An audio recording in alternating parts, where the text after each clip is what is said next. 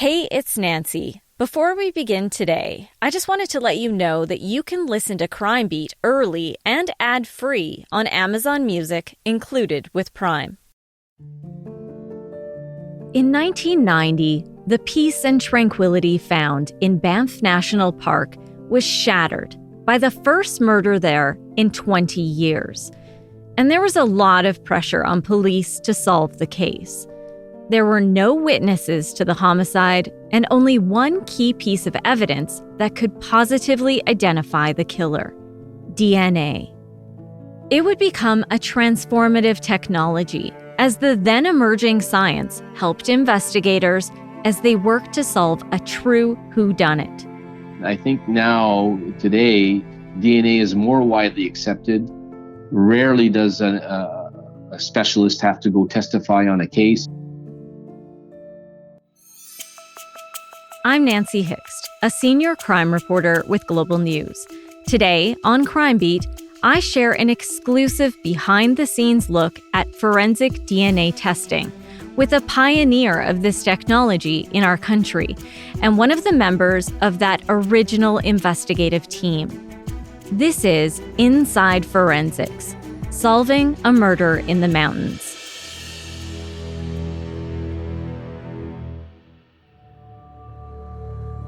Over the course of my career, in nearly 3 decades of crime reporting, the number of cases solved through advancements in DNA has increased exponentially. If this is your first time joining me, I suggest you go back and listen to the series called Murder in the Mountains, where I share how integral DNA was to solving that case. One of the experts I spoke to for that story is one of the forensic scientists who first used DNA technology in police investigations in Canada. It's a huge honor to share this conversation with you. Gary Verrett is retired from the RCMP now, but he was a civilian member for just over 29 years. After I obtained my graduate degree, my master's degree in biochemistry, I put in an application with the RCMP and was fortunate to be interviewed and processed and hired on in 1986 in the hair and fiber section in Sackville, New Brunswick. At that same time, in the mid to late 80s, DNA technology was advancing. And I understand that some opportunities arose for you to get involved with that in Canada. Yes, that's correct. As you mentioned, other countries were starting to use DNA technology and for forensic purposes, using them in police investigations. That eventually made its way into the RCMP lab system. And at that point, they were looking to introduce that technology for use in Canada. So some of the techniques that were used in DNA testing, I had already had experience with when I went to graduate school. So I put my hand up and said, hey, this would be a great opportunity if I could get on your first training program and be part of your first group of individuals trained and qualified to do that in Canada. So in 1990, I relocated to Ottawa, where I began training in the DNA technology that was being used at the time. So later in 1990, I became qualified after going through the training program. I became qualified and was able to handle cases on my own. Now, prior to this happening, what was the closest thing to this kind of technology? Like, my understanding, it was like blood typing, and it like this was a huge move, right? To be able to introduce this into Canadian investigations. Yes, exactly. Prior to any DNA testing being done in any forensic lab, the most probative technology you had for comparing body fluids was the conventional protein testing that you had in the serology. So you're looking at various protein systems in saliva, in blood, in semen, etc. And those particular tests were good. They provided some information. However, they were not as discriminating and not as powerful as DNA technology. Now, if we look at the case of Lucy Trammell, the young taxi driver who was killed in Banff, Alberta, in that case, there weren't eyewitnesses. They didn't have a lot of evidence. All they knew was that they had someone's blood in the taxi that was not the victim's. And so obviously the the inference was made that this would be the killer who left, blood inside the cab. But what did that blood evidence provide to you to be able to push this case forward? Yeah, the police in that Turmel file had huge challenges in that they knew there was blood from the inside a taxi. It came from a male donor. We established that through DNA testing. And that fit the story they had where a male individual was seen driving the victim's cab across town at a late hour. But however, no usable description could be given by any eyewitnesses on that. So they were rounding up suspects, and back then there was no DNA warrant sample legislation, so they could not approach anybody and say, "I've got a warrant. I'm going to grab your DNA and we're going to test it." That hadn't made its way through the Canadian justice system yet, so they had to rely on voluntary samples from suspects. Or they had to get samples from covert activity, for example, undercover operations, where they would grab a sample from a coffee cup or from something that the person has left behind without their knowledge. So they would send me a number of samples. I do recall I received many samples from criminal ex-convicts, ex-criminals that had been released from prison. They were in the area at the time. They got some samples from, I believe, some tourists. And again, tracking down tourists from different countries is a challenge in itself. And they would send me those samples and I would process them. And after one test, you could tell the difference between the crime scene profile and the reference profile, and there were no matches. So I would be calling them quite frequently to say, no, this is not right. This is not a match. This is not a match. This is not a match. Until one day, they, through their investigative means, came upon an individual where they approached and asked for a reference sample, and the individual refused. So, based on the importance of this particular suspect, they put together an undercover operation, and in which they followed him around, and they were able to gather up, I believe, like a used Kleenex or something. He had blown his nose or something like that, and sent that in. And it took me, like I say, it would take you about 2 weeks to get the first result, the first probe result. And I do recall seeing that result coming off on the X-ray film and saying, "Oh, we've got a match." And then it was a question of, okay, well, how quickly can you now do the rest of the samples? Because for me to write a lab report, I would need to have the results of all 5 probes plus the control probes that went with it. So we're looking at, like I mentioned, about a week per probe. We're talking about 7 weeks, 6, 7, 8 weeks type thing.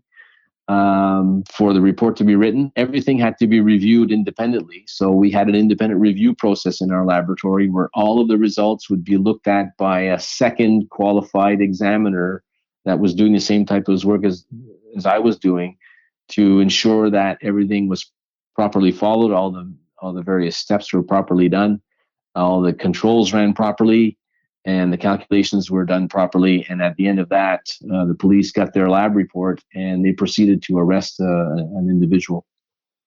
How big of a sample did you need at the time, and how time consuming were the tests? I think we've all watched on TV, and I'm sure TV shows at the time were also influential in what people thought was realistic. But that's expanded exponentially since then. And people think everything is pretty quick. But back then, especially, it was quite a process. The reason why DNA was so attractive for the testing in criminal cases was that you did not need a whole lot of material to be able to run the test. So you could get DNA from a very small amount of blood. For example, a very, very small drop of blood, maybe 1 to 2 millimeters in diameter. You could get DNA out of hair roots. You could get DNA out of samples from sexual assault kits from those victims of sexual assaults. It was a very powerful technology because we knew, and the theory behind it was, we know that the DNA inside an individual is constant, no matter which type of body tissue or which type of cell you're looking at. So DNA from, let's say, blood is the same as DNA in hair roots. It's the same as DNA in skin cells, et cetera, et cetera. The other thing is that we knew DNA was very stable. If you look, we get news articles all the time where they're finding DNA in fossils and in woolly mammoths that have been extracted from permafrost, etc. These samples are thousands and thousands and maybe millions of years old. DNA is very, very stable. The same thing holds for forensic samples. If samples are properly preserved, properly collected, you could get DNA out of very, very old samples. So having known all of those characteristics, the Trammell case met all of these criteria, and it was a very good test case to run through our lab system. And how definitive would the results be? I know there's always, especially back then, these are early days. This is considered new technology. So was there some skepticism as to how certain the tests would be that a suspect could be eliminated or proceed forward with that suspect for charges? The way the test was set up was that we're looking at band profiles on X-ray films. This is the first generation DNA technology which I used back in the early 90s. It essentially looks like a barcode on a can or a box that you'll buy at the grocery store, these black bands. So what we were doing, we were comparing the position of these bands on the X-ray film to determine if they were in the same position or if they match visually that of a reference sample or a known sample. So we ran a panel of different tests, and we had to use one test at a time. So if after the first test we saw that the different banding profiles were in different areas, we knew this was an exclusion. We knew that that person was not the donor of the crime scene DNA.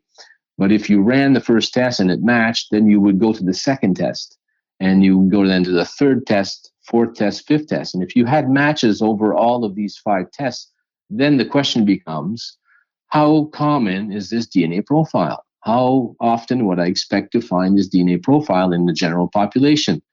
And there, what we would do, we would use fundamental rules of population genetics and statistics to be able to calculate a frequency of occurrence. So the frequency of occurrence is simply the probability of randomly choosing somebody in the general population that would have a matching DNA profile.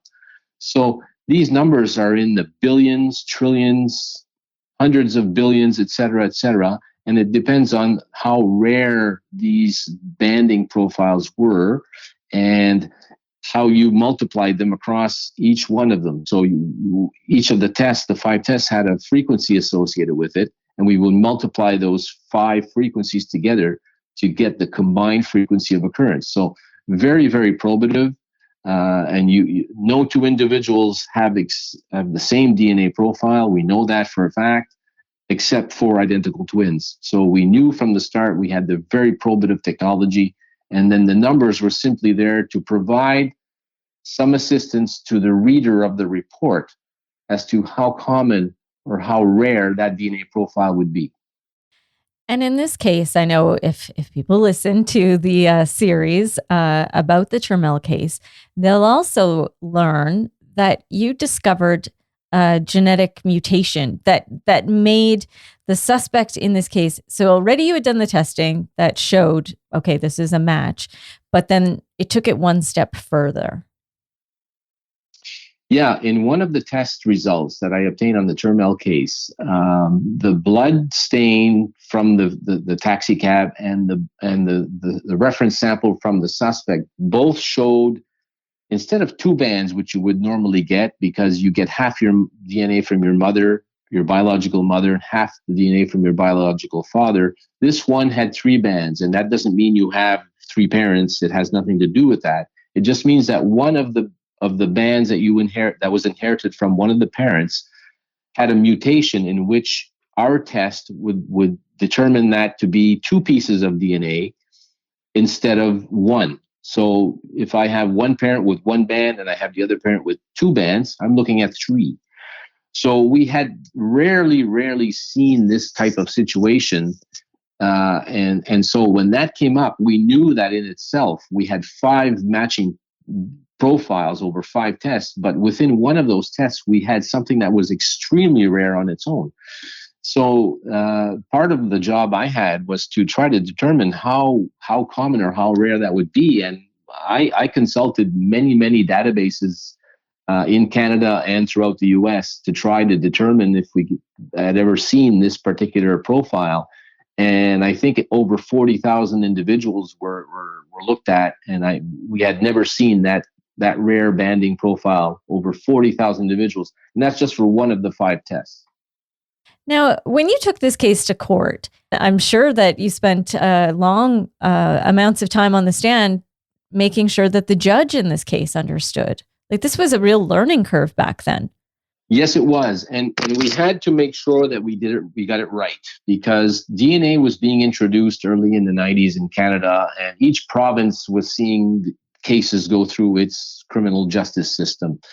So we knew we had to get it right to not affect the precedent-setting decisions that come out of the different provinces. Because if one province rules on a given test and it's found that it's not reliable, then if it pops up on another case in another province, well, the judge from that case will likely go back and say, well, you know what, there were some issues with this particular test, and we're going to have a close look at it. So we had to ensure that we properly educated the prosecution, the lawyers of the Crown prosecutor. And so to make sure that that person or those people really understood what we were doing, we had to drill things down at a very fundamental level in terms of the science and the different steps involved, so that they understood exactly what it was that we were doing through each of the steps of the process. Then once it gets into court, you have to then do the same thing for the judge and or the jury, depending on the situation and the type of trial. And there we had charts, we had explanations. We would give a talk actually to the jury and the judge to explain the fundamental rules behind DNA testing. Where is DNA found? How does it work? How come it's so variable? What makes it so interesting for forensic work? All of these things. And we had to make sure that everybody understood the very basic layperson's level of DNA explanations that we gave. Because if they don't understand the explanations you're giving, no matter how solid the evidence is, if they can't understand it, it's not going to work in court. Were there specific challenges for a jury versus, a judge alone that you had in making sure that they understood what you were explaining? Well, the process was the same whether it was judge alone or with a jury. But with a jury, you as you're talking to the jury, they would look at you, and you could get a sense on if they were understanding what you were talking about or not, because you would face the jurors as you're giving this presentation, much like a classroom presentation. And we took our time and we made sure that they understood exactly what it was that we're doing, so that when we actually present the case itself and we present the results of the case itself, they would know exactly what it was, what part of the process we were at, and what we were trying to show them. Kind of like when you're teaching a journalist who's covering one of your cases, because it's been a learning curve for me to understand what the technology was back in the early 1990s, and to be able to properly explain that in a story.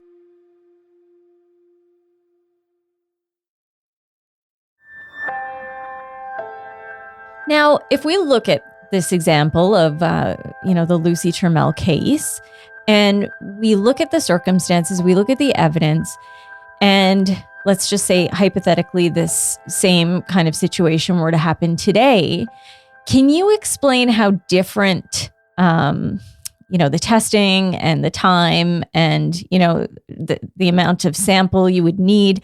Just explain how things would be different today compared to, 30 some years ago when you were doing this.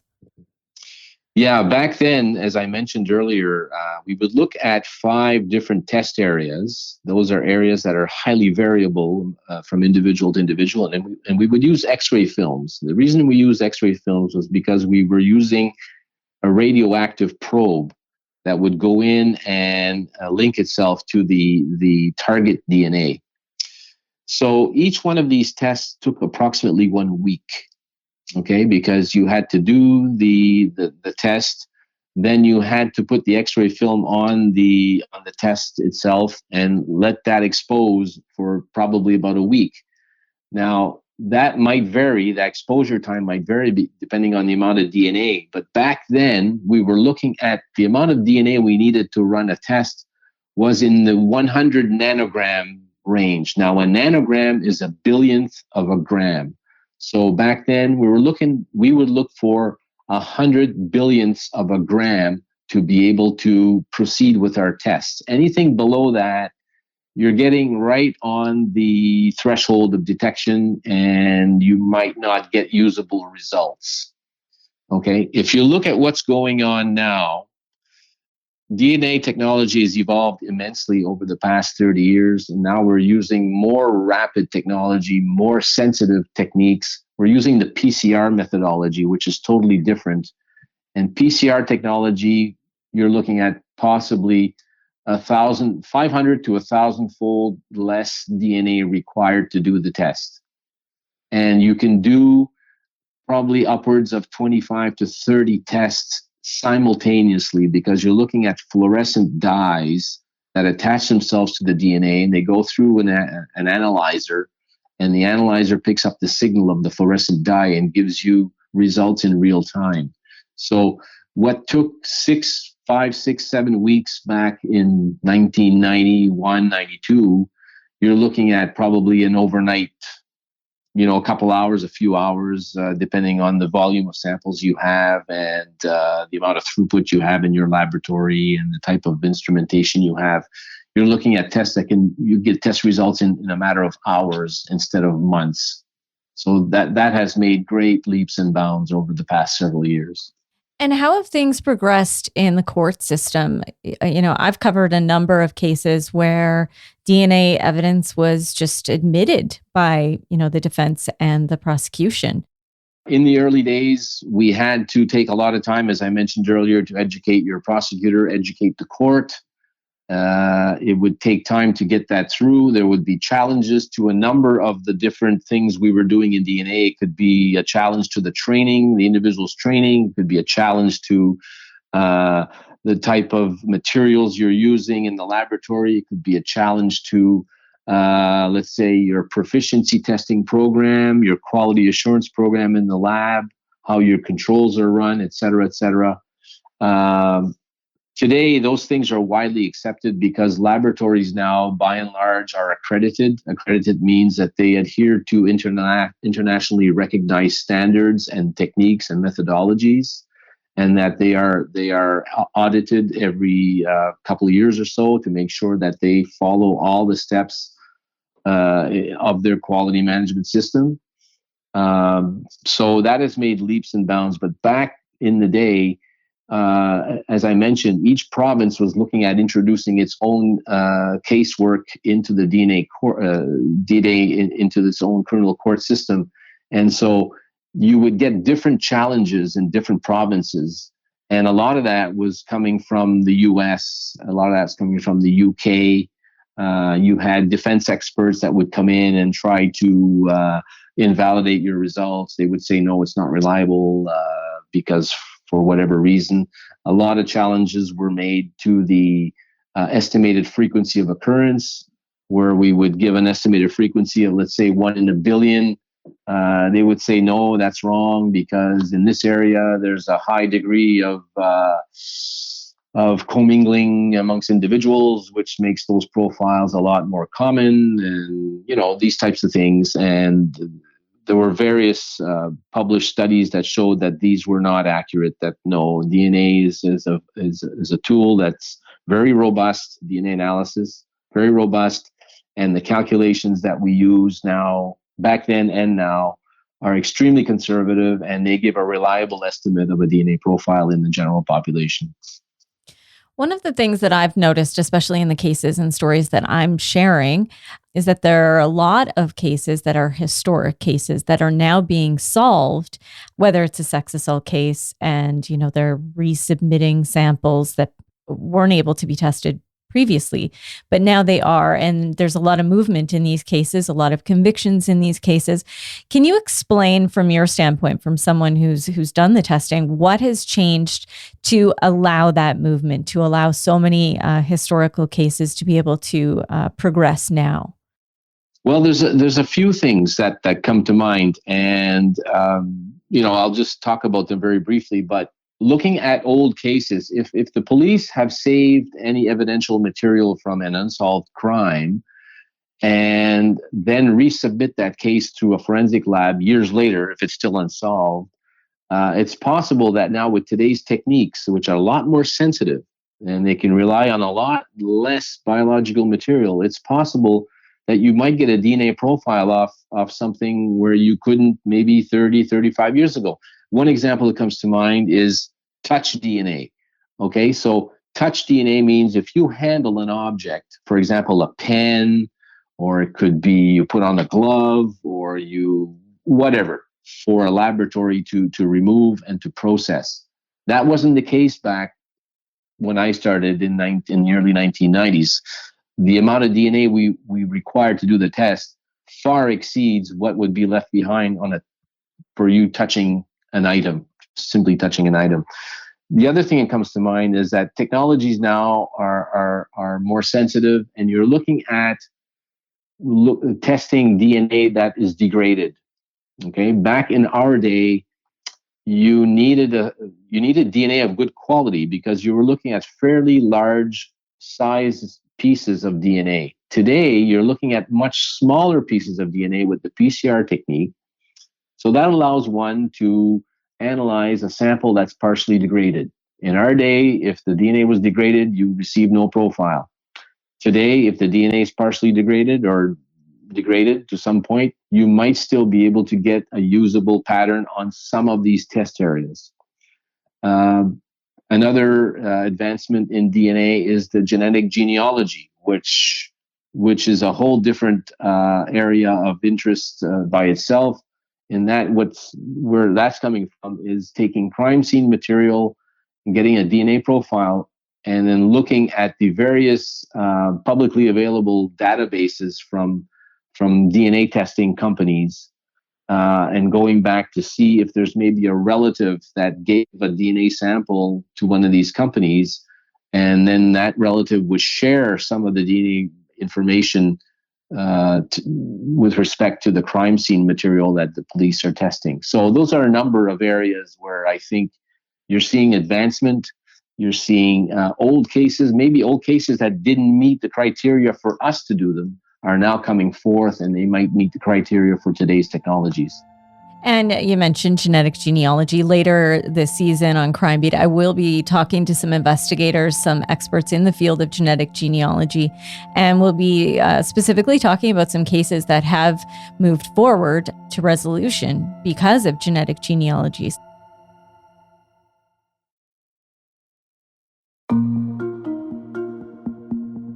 I think because of shows like CSI or, whatever show you want to pick that, has this kind of forensic technology, forensic science in it, I think that there's a feeling that cases are really easy to solve. Oh, they have DNA, it would be easy to solve then. But I'd love to hear your thoughts on those shows and, TV versus reality. Yeah, the TV shows such as CSI, as you mentioned, obviously they get a case, they solve it within the hour, which is not normally what happens. I know the case is spread out over several days, but still, you've got people going to a crime scene in leather jackets and stiletto heels, and they're collecting samples, and they come to the lab, they're running all the tests, and they're the ones interrogating the suspect, and then it goes to court and they testify. It doesn't really happen that way, not in our system here in Canada. you have to be able to analyze the exhibits that come in. And for that, the onus is on the police to gather up crime scene materials that are amenable to being examined and tested. And that's not always the case, because you sometimes get samples in the lab. Often for a forensic case, those samples are less than pristine. They may be degraded. They may be mixtures. They may be contaminated by soil or chemicals, or they may have been outside in the heat, sunshine, or the high humidity, such that DNA is being degraded. So the police have a number of challenges in trying to find the best items to send to the laboratory for them to do their test. And then from on that, if you do find something on an item, then you have to process it and find do I have DNA in there? Is it of good quality? And can I run my test and get a usable result? So you have a number of steps that need to be followed in all crime scene cases that are done. In some cases, you don't find any DNA. It happens. Police gather up exhibits from crime scenes, they submit them, and it's possible that you won't find anything usable to do any tests. Well, that case is pretty much done from a lab perspective. There's not much you can do to help the police move forward. And that happens a lot of times. Now, I wanted to see if there was, one specific, case, or if something really stands out to you as the most rewarding or memorable highlight of your career. Well, by far, I think the Turmel case was very high on that list for a number of reasons. It provided the police with the information they needed to move forward to arrest an individual. The individual went through the criminal justice system.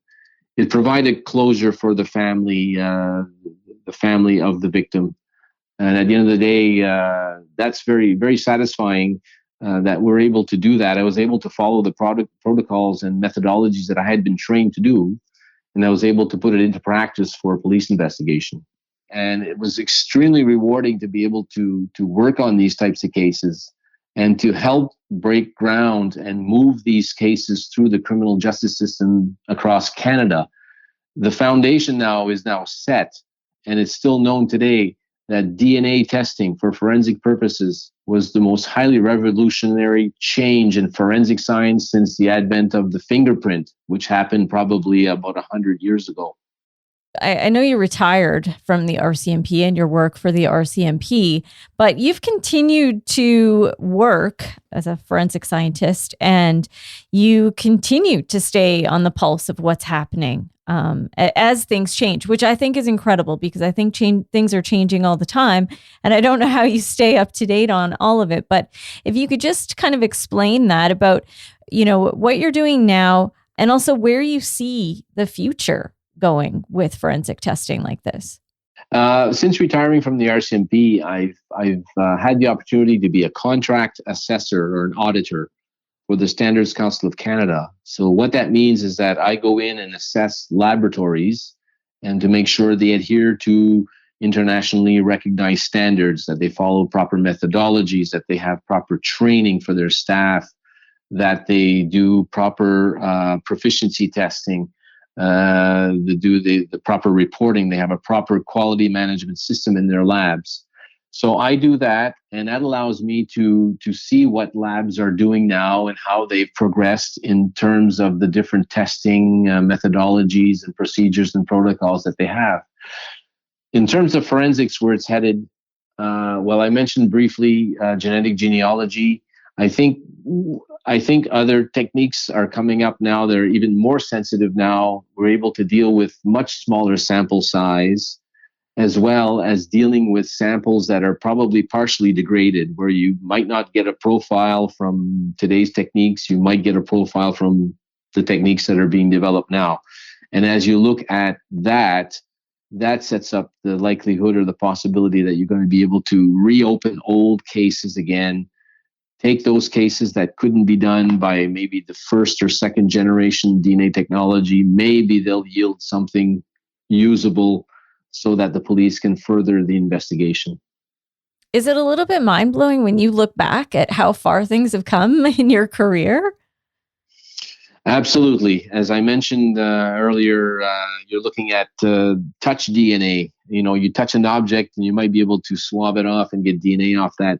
The other thing, which I read an article not too long ago, was if you can get to a crime scene fairly quickly, is it possible that you could pump the air out and run it through a filter, and maybe the person who's responsible for that crime may have left DNA in the room just by losing cells or just by breathing or something like that. So you run a pump, and on the filter you see if you can extract DNA. I don't know if that's made its way through lab systems and courts, but nevertheless, it is another opportunity for maybe the future to see, well, is it possible we can get DNA out of the air, DNA being from various cells and whatnot.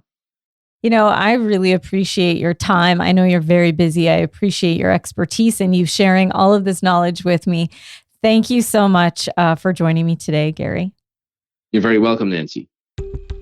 Crime Beat is written and produced by me, Nancy Hixt, with senior producer Dila Velasquez. Audio editing and sound design is by Rob Johnston. Special thanks to photographer-editor Danny Lantella for his work on this episode. Thank you to Jesse Weisner, our Crime Beat production assistant, and thanks to Chris Bassett, the VP of Network Content, Production and Distribution, and Editorial Standards for Global News. I would love to have you tell a friend about this podcast. There are 6 seasons of stories that you can listen to and share. And if you can please consider rating and reviewing Crime Beat on Apple Podcasts or wherever you listen. You can find me on Facebook at Nancy Hixt Crime Beat and on Instagram at nancy.hixt. Thanks again for listening. Please join me next time.